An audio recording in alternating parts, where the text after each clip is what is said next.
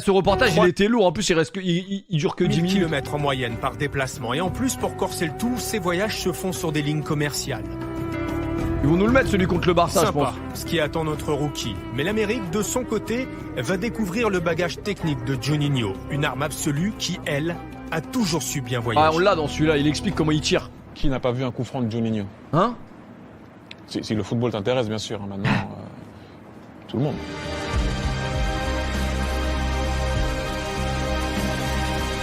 Le football t'intéresse, bien sûr. À l'entraînement, les coéquipiers ont très vite fait la connaissance de l'artiste. Quant aux gardiens, pour eux, c'est déjà l'enfer. Quand on voit les images et quand on l'observe, Ouais, le bon on vieux remarque Peggy. qu'il ne vient pas pour frapper la balle le plus fort possible. Il la frappe avec un dosage particulier et une position du pied particulière. C'est pas un intérieur de pied, c'est un mélange de coups de pied intérieur de pied très particulier. Entre la passe et ici. C'est le seul à pouvoir frapper comme ça. J'arrive pas à le faire et j'ai pas croisé beaucoup de gens qui arrivent à faire la même chose. Je vais pas essayer, j'ai jamais essayé d'ailleurs, parce que, à mon avis, je sais pas comment je vais sortir de là, mais voilà, ce qu'il fait, c'est n'importe quoi, c'est pas normal. Moi j'ai essayé de le faire. Normal, mec. Oui, même pas. Vous allez même pas me passer le mur, tout ça, alors que lui, en plus, il donne de la force. J'essaie de frapper fort. Yes. Ici, du bas à haut. Je lâche ma jambe complètement pour que le ballon il puisse prendre une vitesse. Elle est incroyable, et après, cette vidéo. tomber derrière le mur. Après, on Il fera est capable pareil, de en vrai. frapper fort et de façon précise, de façon constante, sans qu'il y ait beaucoup de ratés. Merci l'odeur d'Amine, merci Pour moi, Dédel c'est pour les le resubs, meilleur pour les subs. frappeur de coup franc au monde. Pendant les entraînements spécifiques à Lyon, c'était le gardien remplaçant qui servait de cobaye. Vercoutre. Vraiment, Vercoutre, il servait qu'à ça, lui. C'était Rémi Vercoutre, ouais. Moi, j'ai reçu les frappes de Juni, j'en ai pris des milliers. Il a fait de longues séances avec Juni. Juni l'a fait progresser, l'a fait souffrir, mais c'était intéressant de les voir. C'était des beaux duels. Moi, je prenais du plaisir à rester observer ces séances-là. Ce qui est impressionnant, c'est que Johnny, c'est pas seulement qu'il marque les coups francs. C'est sur 10 coups francs, il va t'encadrer quand même 8. Parce que mettre un coup franc une fois sur 10, tu déranges les supporters 9 fois et t'en mets une dans la lucarne. Tu parles de qui, Thierry? Thierry, tu parles de quelqu'un en particulier, Thierry? T'as envie de parler de quelqu'un? Thierry? Le pourcentage, il est nul. Il y avait 30-40 coups francs par séance. Je vais essayer là maintenant. Et frapper comme j'ai aimé. Il y avait 90% des coups francs qui étaient cadrés. Et la plupart du temps, quand c'était cadré, c'était but. Quand c'était loin, j'ai commencé à frapper. D'abord cadrer un ballon avec une bonne vitesse. Et que le ballon puisse, avant qu'il change, qu'il ne va pas tout droit, que je frappe, qu'il puisse tourner la trajectoire et qu'il puisse plonger le ballon un peu plus avant le gardien. Et lui, des fois, Vous inquiétez pas, même si vous comprenez pas, même si vous compreniez, vous arriverez pas à faire ce qu'il fait. faisait même rebondir avant 40. À l'époque, les ballons n'étaient pas les mêmes dans le championnat pour chaque équipe. Et Juni a été celui qui a instauré ça, c'est-à-dire qu'il a fait acheter au club tous les différents ballons des clubs dans lesquels on allait jouer en déplacement. Donc toute la semaine, il s'habituait à ça. Il s'habituait aux nouveaux ballons avec lesquels il allait jouer pas, le week-end. ça arrive, Il Carasso. savait exactement non, la texture du ballon, s'il flottait pas, s'il était lourd, gros, la couleur.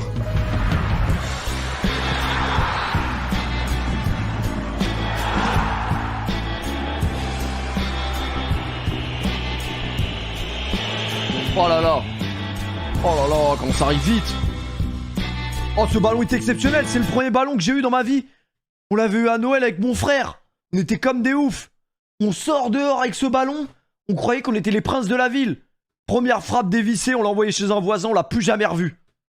Ce ballon aujourd'hui, il vaut 600 balles. Il a duré une après-midi. Oh putain de merde. Après ça va parce que c'est pas moi qui l'ai dévissé, c'est mon frère heureusement parce qu'il est... Vraiment sinon j'aurais sûrement plus eu de frère. Putain on l'avait eu à Noël. Le lendemain on l'avait plus.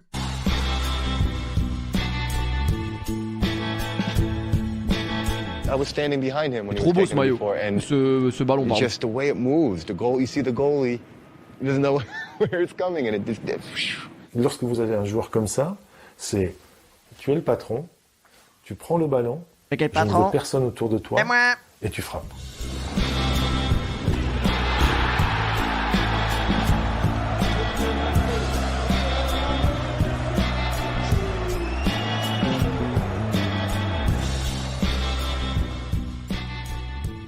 Les gens attendaient la délivrance en fait. Il y avait une attente autour de ça.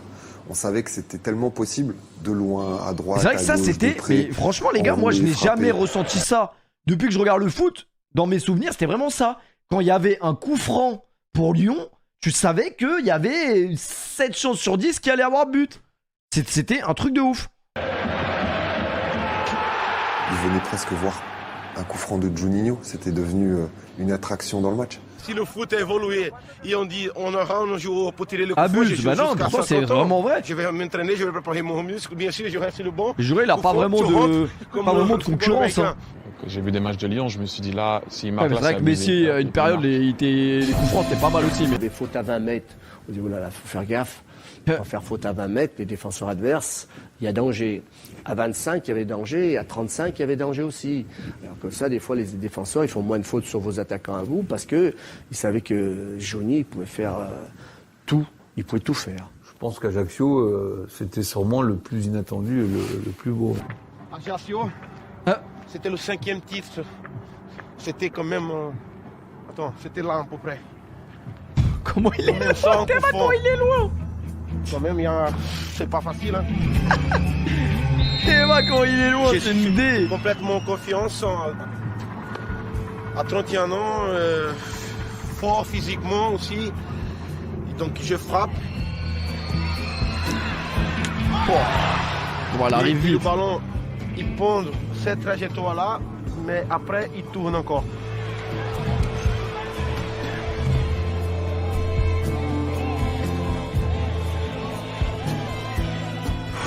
Une frappe, elle partait. Joël une Bass. fois qu'elle était partie et qu'elle était cadrée. Là, de toute façon, t'es gardien, tu peux rien faire. Hein. Tu veux faire quoi? C'est très difficile pour lui.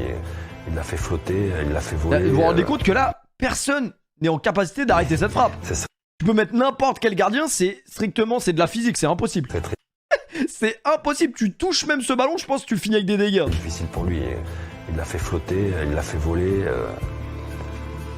Non, c'était incroyable. Et là, c'est Karim, je me souviens bien, parce que c'est Karim qui est là. Il commençait à jouer beaucoup à cette époque. Il faisait comme ça après que je marque. Il y a un autre aussi que j'adore, c'est contre le Bayern. Ah, c'était dans celle-là que j'avais vu le petit. Il raconte le petit, il a eu Là, ce peur. ballon, il monte complètement. Et Oliver Kahn, quand il essaye d'aller, c'est déjà trop tard. Et c'est marrant parce qu'il y a le petit derrière, le ramasseur de balle derrière, qui quand le ballon il part, il va tellement haut qu'il fait comme ça, derrière le but. Il pense que le ballon il va sortir. Et là, le ballon tombe. Après, il y a ce but magnifique contre le Barça aussi, parce que c'est la même frappe. Par contre, c'est à côté. Ah, contre le Barça, l'angle, il est fou en vrai. T'es mal l'angle. C'est une dinguerie. Elle est bien la qualité. On arrive à Gerland. Juninho, on arrive à Gerland. La balle est passée au-dessus de ma tête contre Barcelone d'ailleurs. Quand il nous en a mis un, je l'ai vu. Il est dans le mur, je crois, Titi. Non? Ah non, il est à la surface. La balle est passée au-dessus de ma tête contre Barcelone d'ailleurs. Quand il nous en a mis un, je l'ai vu en direct. Ah non, il est dans la surface. Oh, comment elle arrive. Valdés, bonne nuit. Juni, il marque un coup franc. La première personne qui venait voir sur le banc de touche, c'était moi. C'était génial, quoi. J'avais Un maillot l'impression d'avoir bien un retour fluo, par bien rapport à gilet jaune, l'investissement que celui-là. Je donnais la semaine avec lui. Voilà, ma récompense à moi, c'était ça. Quand je marque un coup franc, tu vas trouver toujours un pareil. Donc, j'ai marqué un contre Ajaccio, il y a un pareil contre Toulouse. Contre Madrid, c'était loin aussi. Contre PSV, il était loin aussi. Il en a mis un jour à Guingamp. Il en a mis un jour à Rennes. Pour moi, de l'histoire, j'ai jamais vu un mec tirer des coups francs comme lui. Pour moi, de l'histoire, c'est le meilleur. Et de loin, très loin. Très très loin. Tu n'arrives pas, suis avec toi, je te suis. Sans travailler. C'est impossible. C'est impossible. Tu peux avoir vraiment le talent, mais si tu ne travailles pas, c'est pas possible. Le retour à Manhattan à seulement 5 heures du match contre Philadelphie. On retrouve le travailleur, le perfectionniste chez lui. Aux États-Unis, pas de mise au vert pour les matchs à la maison. À Juni de se gérer, de réveiller son corps. Et même si c'est nouveau pour lui, il arrive à régler au millimètre sa mini-préparation. Vous allez faire ça, vous? Moi, non. Oh, facile, hein? Oui, oui, je me sens bien.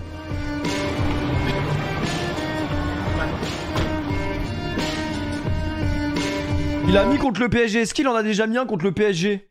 Les Nordiens, mais on va les vérifier quand même. On se faisait tellement casser le cul contre Lyon dans les années 2000. C'était abominable de jouer contre Lyon. Moi, je me souviens qu'il avait pété un câble contre le PSG. Redonne à Juninho. Ça n'a pas il avait fait quoi? Conditions, mais le Brésilien essaye de garder le contrôle du ballon. Sylvain Armand. Oui, et puis Juninho qui s'énerve. Ouais, on est à Orly ou quoi là? C'est Booba contre Caris, c'est quoi ça, Juninho? C'est pas normal, mec. Oui, et puis Juninho qui s'énerve. Il est malade, ce mec. Car il a laissé traîner les pieds. Il est malade, ce mec. Et quand Juninho est agacé, ah oui. attention, c'est le rouge. C'est le rouge pour Juninho qui est exclu. Il tire bien les coups francs, mais c'est pas normal, mec. Eh bien, le cauchemar continue. Les gars, ce match, j'étais tellement heureux parce que je vous jure, ça se comptait vraiment sur même les doigts d'une main d'un mec qui a que un doigt, les victoires contre l'OL. Et ce match-là, je m'en souviendrai toujours, on avait gagné 1-0. Il y avait une ambiance de ouf au parc. Incroyable. 1-0 but de Julie de la tête. Incroyable. Quand on vous disait que quand Lyon est mal, c'est tellement rare de battre Lyon à l'époque. Quand Juninho s'énerve, Lyon touche le fond. Et Juninho va rejoindre les vestiaires, il n'aura joué qu'un quart d'heure. Allez, on va regarder son geste. Oui, c'est un mauvais geste. Ah, c'est le vrai chien. que c'est normal, mec. Il me semblait, ouais. Départ que l'ascension était après, il va mettre un coup de crampon dans la porte du vestiaire, je crois. Classe de Juninho, eh bien, on n'a pas envie de le voir faire ce genre de geste sur un terrain football. Un petit coup de crampon. Ah non, la télé. Ah si, le crampon aussi. Ah, il a tout. Ok, Mohamed Eni. Ok, Mohamed Eni. Ok. Est-ce qu'il en a marqué un contre le PSG, du coup? Ah ouais, ça, c'était trop marrant, ça. Oh putain. Ça y est, je crois que ça tourne. 3, 2, et d'où? Sors du champ. Dégage. Jérôme, c'est à toi. Bon, pour ceux qui ne me connaissent pas, je suis Jérôme Alonso, gardien de but du PSG. Bon, ça, c'est fait. Mais surtout, président d'une nouvelle association, ça s'appelle le DAJ. C'est le dispositif anti-Juninho. Trop de gardiens ont été victimes du Brésilien. Regardez plutôt. Magnéto, les gars. Comme tous les jours, Christophe R. de Toulouse vient ici à la recherche de son bourreau. Juninho, tu es où, Juninho? C'est les trophées ENFP, Le 5 je crois. février dernier, cet homme a été victime par 2 fois du Brésilien Juninho. Juninho, mais tu es où, Juninho? 2 coups francs marrant. qui ont traumatisé à jamais. Ah ouais, qui repose en paix. Malheureusement, il est décédé il y a pas longtemps.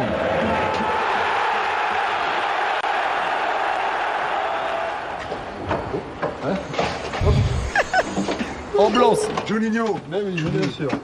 Vite, à gauche. Il va frapper, vite.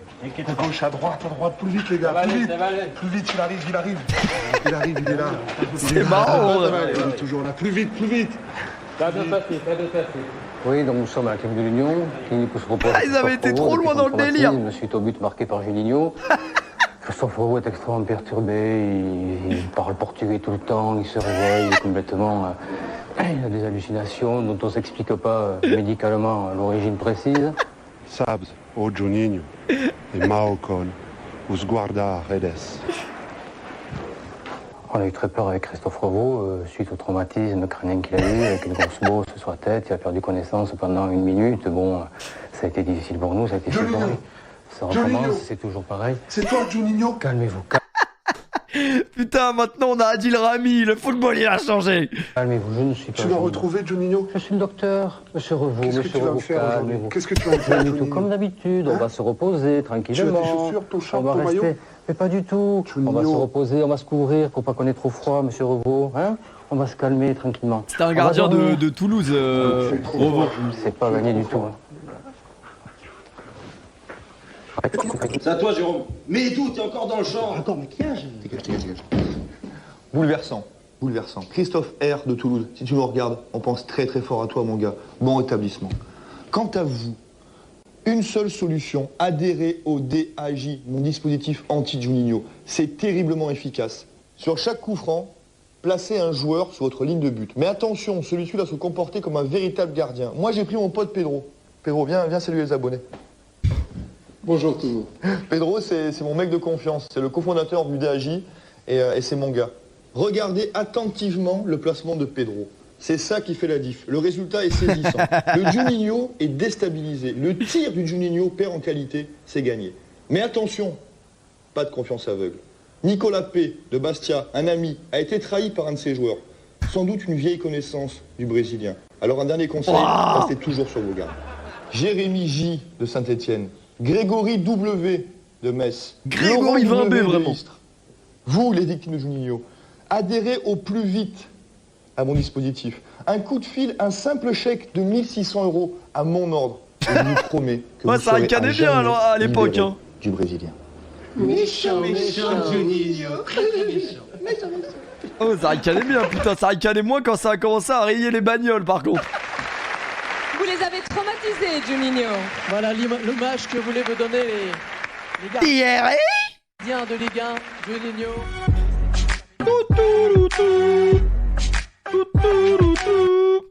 Ah, ça ricanait bien. Ils avaient fait un truc avec Paoletta aussi, comme ça, là. Je me souviens. Attendez, on finit parce que on n'était pas dessus, là. Ah non, merde, ça on peut plus. Pardon. Pardon, on peut plus. Excusez-moi. C'était les trucs du dernier stream. Pardon. Mauvais réflexe, pardon.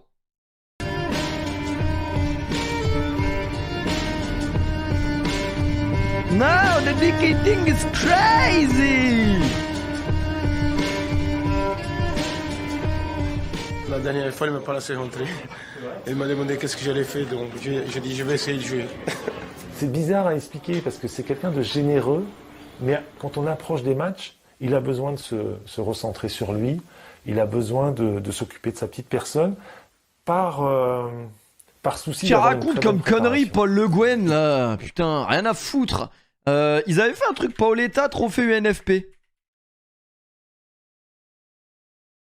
Ils avaient pas fait un truc. Ah, c'était excellent aussi ça. Un petit mot Putain, on savait rire à l'époque. en français peut-être, Zlatan, puisque vous commencez à parler. C'est soirée nostalgie ce soir, hein, excusez-moi. Un petit peu, non? Oui, mais c'est pas mal. Non, merci à l'équipe, à jouer, à l'entraîneur pour les stagiaires et j'espère de gagner prochainement les championnats, les 2 coupes, les Champions League et les trophées individuels. Ils sont en train de se moquer de vous, hein.